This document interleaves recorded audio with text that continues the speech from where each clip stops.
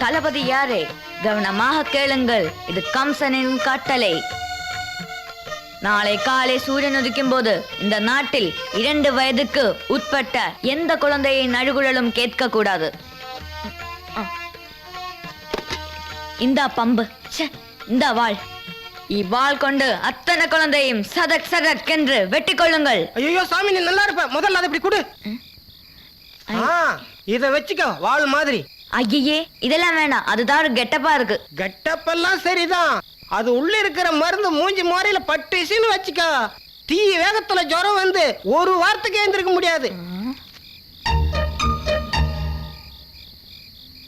இது இப்ப மூஞ்சில பட்டா நாளைக்கு ஜுரம் வந்துருமா?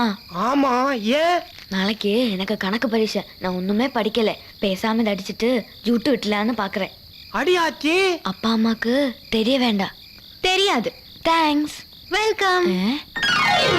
ஐயோ அம்மா, ஐயோ அம்மா தாயி, நல்ல வேளை வந்தீங்க, என்ன கொஞ்சம் காப்பாத்துங்க.